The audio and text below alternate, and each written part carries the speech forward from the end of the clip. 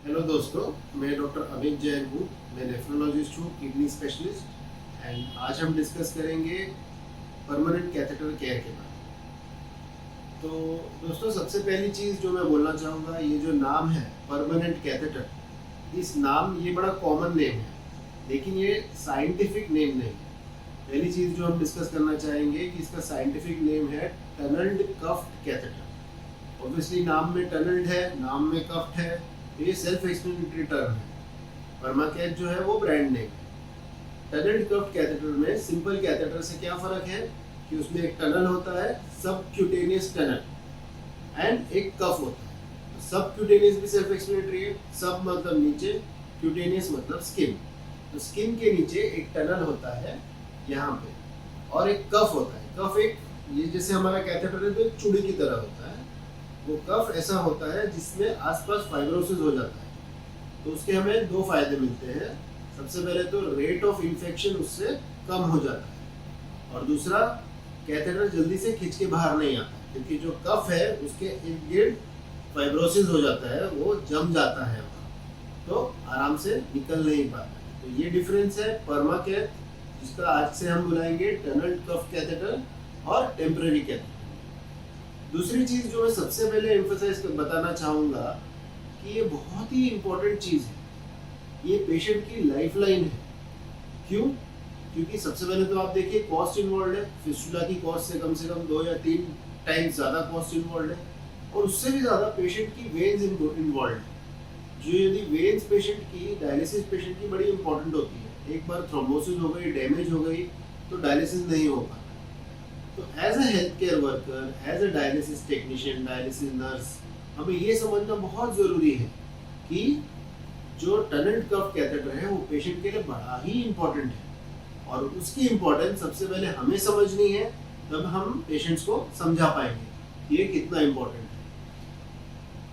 ये इतनी इम्पोर्टेंट चीज़ है पेशेंट की, इसलिए हमें उसका अटमोस्ट सबसे ज़्यादा केयर रखना है, और उसमें पेशेंट को भी अपना रोल प्ले करना है और हमें भी अपना रोल प्ले करना है। तो अब सबसे पहले हम डिस्कस करेंगे टनल कफ कैथेटर केयर के बारे में, कि हम पेशेंट्स को क्या इंस्ट्रक्शन देंगे। देखिए, आमतौर पे क्या होता है कि पेशेंट डॉक्टर के साथ ज़्यादा टाइम स्पेंड नहीं करता है, ज़्यादा खुल नहीं पाता है। टेक्नीशियन जो है, आप लोग पेशेंट के साथ इतना टाइम स्पेंड करते हैं, दोस्ती हो जाती है, वो कंफर्टेबल फील करता है।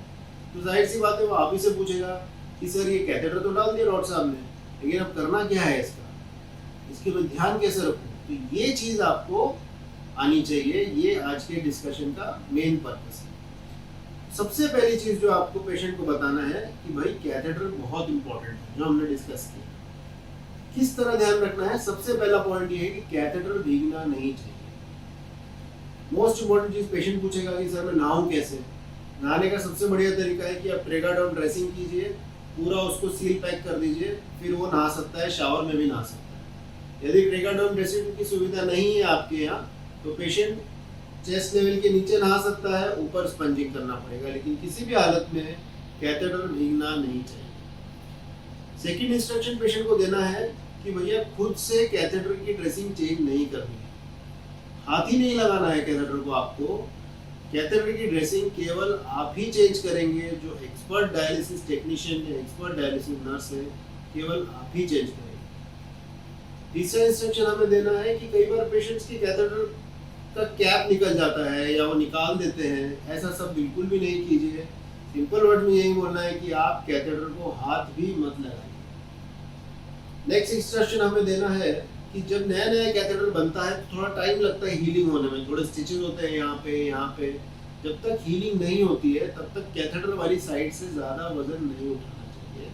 उससे एक बार हीलिंग अच्छी हो गई, उसके बाद पेशेंट नॉर्मल लाइफ में आ सकता है। And last and most important instruction हमें देना है कि हमारा डायलिसिस पेशेंट जब भी कभी एडमिट हो जाता है, तो क्या होता है, नए हॉस्पिटल में जाता है, सिस्टर देखते हैं, अरे वाह कैथेटर ऑलरेडी है, मैं आईवी लाइन क्यों डालूं, चलो यहीं से एंटीबायोटिक दे देती हूँ, यहीं से फ्लूइड दे देती हूँ। ये इंस्ट्रक्शन पेशेंट को जरूर देना है कि किसी भी सिस्टर को, किसी भी स्टाफ को कैथेटर से एंटीबायोटिक, फ्लूइड, डायलिसिस के अलावा कैथेटर का इस्तेमाल और किसी चीज़ के लिए बिल्कुल नहीं किया जाए, अनलेस बिल्कुल ही लाइफ थ्रेटनिंग कंडीशन हो, बिल्कुल ही सीरियस बात हो, तब की बात अलग है। रूटीन चीज़ों में कैथेटर को केवल डायलिसिस के लिए यूज़ करना चाहिए और किसी भी चीज़ के लिए यूज़ नहीं करना चाहिए।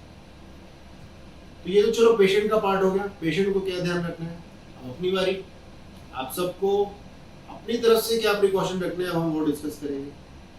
तो सबसे पहले हमें ये समझना है कि कैथेटर को बिल्कुल स्टेराइल प्रोसीजर की तरह हमें डायलिसिस करना है।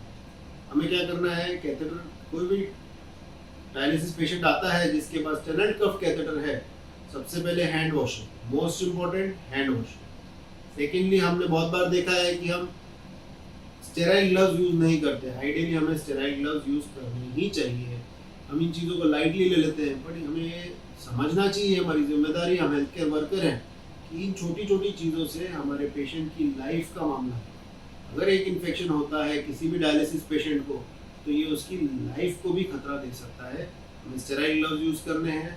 हर पेशेंट का जब हम कैथेटर हैंडल करते हैं तो उसको स्पिरिट से, बिटाडिन से हमें उसको अच्छे से क्लीन करना है एंड फिर ही उसको डायलिसिस करना है। लास्ट इंपॉर्टेंट चीज़ हमें क्या याद रखनी है, जो मोस्ट माइक्रो ऑर्गन जो इन्फेक्शन होते हैं, वो हमारे नोज में बहुत सारे कमेंसल्स होते हैं, बहुत सारे बैक्टीरिया होते हैं हमारे नोज में। तो हमें भी मास्क पहनना है और पेशेंट को भी मास्क पहनना है। ये चीज़ बहुत ही जरूरी है, स्पेशली कैथेटर पेशेंट के लिए। ठीक है। अब लास्ट चीज, एक और चीज जो हमें पेशेंट को बिल्कुल रेड फ्लैग साइन देना है कि भाई ये हो गया तो दौड़ के आओ हॉस्पिटल में। ये क्या चीजें हैं? कई बार आपने देखा होगा एक्सीडेंटली ऐसा होता है, कैथेटर निकल जाता है। यदि ऐसा होता है तो लाइफ थ्रेटनिंग हो सकता है। पेशेंट को बोलना है निकल जाता है, तुरंत दौड़ के हॉस्पिटल में आओ। सेकेंड चीज, कभी कभी कैथेटर कट गया, कभी ब्लेड लग गया गलती से, ब्लड सोकेज होने लगा, इमीडिएटली हॉस्पिटल आना है। एंड लास्ट चीज, कभी कभी सडन ऑनसेट, भाई मेरा कैथेटर 1 साल से अच्छा चल रहा था, कल से हाथ में सूजन आ गई। ये तब होता है जब वेन चोक हो जाती है। तो इमीडिएटली पेशेंट को इंस्ट्रक्शन देना है कि आप हॉस्पिटल में आइए। तो ये हमने डिस्कस किया कि पेशेंट को अपना क्या रोल निभाना है, हमें अपना क्या रोल निभाना है, और बिल्कुल डेंजर साइन क्या है। अब आज का एक लास्ट पार्ट में डिस्कस करना चाहूँगा कि कैथेटर के जो मोस्ट कॉमन 2 प्रॉब्लम है। एक तो ये कि फ्लो का इशू आता है और दूसरा इन्फेक्शन का इशू आता है। ये दोनों ही चीज़ में आपका रोल सबसे इम्पोर्टेंट है, क्योंकि देखिए सबसे ज़्यादा टाइम, जैसा मैंने पहले कहा कि डायलिसिस टेक्नीशियन, डायलिसिस नर्स, आप ही लोग सब टाइम स्पेंड करते हैं पेशेंट के साथ। आपको ज़्यादा डिटेल्स पता है, नेफ्रोलॉजिस्ट से भी ज़्यादा आप जानते हैं पेशेंट को। तो ये चीज़ में अर्ली डायग्नोसिस सबसे ज़्यादा डिफरेंस कर जाता है। इसमें हम लेट करते हैं तो गाड़ी निकल जाती है। तो फ्लो इश्यूज आपको सबसे पहले देखना है। आपको अगर कल तक आपको 250-300 का फ्लो आ रहा था कैथेटर में, अभी 300 का आ रहा था, 250 आ रहा है, फिर 220 आ रहा है, तुरंत आप अपने नेफ्रोलॉजिस्ट को बताइए कि सर ऐसा हो रहा है, मैडम ऐसा हो रहा है। तो उसको हम देख सकते हैं। कई बार क्या होता है, कैथेटर किंक हो जाता है, कई बार थ्रोम्बस आता है, उसको हम थ्रोम्बोलाइज कर सकते हैं। बेसिकली अर्ली स्टेज पे आप हमें बताएंगे तो हम कुछ कर पाएंगे, लेट स्टेज में तो क्या कर पाएंगे। दूसरा सबसे इम्पोर्टेंट चीज़, एक चीज़ लास्ट में बताना चाहूँगा कि टनल कफ कैथेटर में इन्फेक्शन की दिक्कत आती है। इन्फेक्शन रेट्स जो है फिस्टुला से ज़्यादा रहते हैं। एज हेल्थ केयर वर्कर्स हमारी, आपकी ये प्राइमरी जिम्मेदारी है कि हम पेशेंट के इन्फेक्शन रेट को कम से कम कराएं, और यदि इन्फेक्शन होता है उसे अर्लीस्ट डायग्नोज करें एंड प्रॉम्प्टली ट्रीट करें, तभी हमारा आउटकम सबसे बढ़िया है। तो इसको कैटेगरीली हम इसको हम डिवाइड करें तो 3 प्रकार के इन्फेक्शन हो सकते हैं टनल कफ कैथेटर में। सबसे पहला है एग्जिट साइट इन्फेक्शन। इसका मतलब क्या है, जहां से वो बाहर आ रहा है केवल वहीं का इन्फेक्शन। दूसरा है टनल इन्फेक्शन, मतलब ये जो सबक्यूटेनियस टनल हमने बनाया है यहाँ पे, इसका इन्फेक्शन। एंड तीसरा है catheter related blood stream infection, मतलब अब भैया इन्फेक्शन पूरा कैथेटर से एंट्री किया और पूरे ब्लड में फैल चुका है। तीनों को हमें आइडेंटिफाई करना है, क्योंकि तीनों का ट्रीटमेंट थोड़ा अलग अलग है, सीवियरिटी अलग है, ट्रीटमेंट। तो जो एग्जिट साइड इन्फेक्शन है वो सबसे कम सीवियरिटी का होता है। वहाँ पे अगर कभी कभी पस डिस्चार्ज हो रहा है या थोड़ा थोड़ा ब्लीडिंग हो रहा है तो हम लोकल एंटीबायोटिक, लोशन, ऑइंटमेंट वगैरह दे सकते हैं, ओरल एंटीबायोटिक भी दे सकते हैं। अर्ली अगर देंगे तो सबसे बढ़िया रिजल्ट आता है, कुछ आगे करना नहीं होता। उसके सिम्टम्स क्या होंगे, रेडनेस, स्वेलिंग, डिस्चार्ज, पस डिस्चार्ज, ये सारी चीज़ें होंगी। ये आपको पकड़नी है, अपने नेफ्रोलॉजिस्ट को बताना है। अब भाई टनल इन्फेक्शन होगा तो क्या होगा, सेम वही सिम्टम होंगे कि टनल में टेंडरनेस होगी, हाथ लगाते ही दुखने लगेगा, रेडनेस होगी, लाल हो जाएगा, सूज जाएगा, जैसे ही आप हाथ लगाओगे तो दुखने लगेगा। यदि ऐसा सब कुछ होता है तो टनल इन्फेक्शन डायग्नोज हो सकता है। सोनोग्राफी में हमें पता चलता है कि वहाँ पे कितना एडिमा है, कितना स्वेलिंग है, इन्फेक्शन है, क्या है। ऐसे केसेस में भी अगर ब्लड तक नहीं पहुंचा इन्फेक्शन तो कई बार हम एक नया टनल बना सकते हैं, कैथेटर प्रिजर्व कर सकते हैं। एंड लास्टली यदि ब्लड स्ट्रीम इन्फेक्शन हो गया है, यदि तो वो कैसे डायग्नोज करेंगे? पेशेंट बोलेगा मुझे ठंडी लगती है। सबसे इम्पोर्टेंट चीज़ है कि डायलिसिस वाले दिन ठंडी लगती है, डायलिसिस के दौरान ठंडी लगती है, जब डायलिसिस नहीं करता हूँ तब ठंडी नहीं लगती।